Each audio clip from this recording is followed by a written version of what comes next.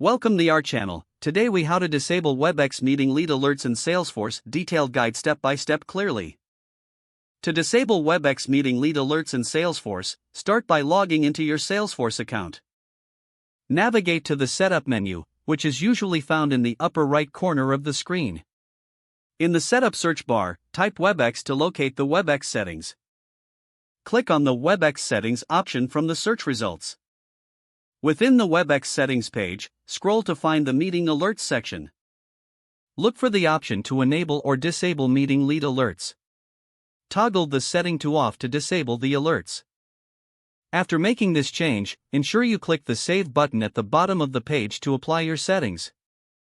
You may want to log out and back into Salesforce to confirm the changes have taken effect. To verify, navigate to a lead that previously received alerts and check if the notifications are no longer active. If necessary, review your Salesforce documentation for any specific updates related to Webex integration. This process should prevent Webex meeting lead alerts from appearing in your Salesforce account. Make sure to repeat this process for any other users or profiles that may require the same adjustment. By following these steps, you can effectively manage Webex alerts within Salesforce. If the page does not load, refresh the browser or try again in a private or incognito window. Make sure you are using the correct email address, then retype it carefully to avoid small typos. If your password is not accepted, use the reset option and create a new strong password you can remember. Check your spam folder for verification or security emails, then complete any requested confirmation steps. Enable two-factor authentication if available to improve account security and reduce unauthorized access risk. After signing in, review your profile details so your contact information and settings are accurate and current.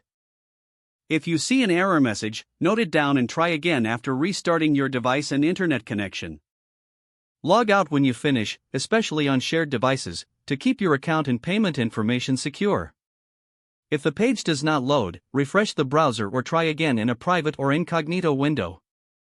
Make sure you are using the correct email address, then retype it carefully to avoid small typos.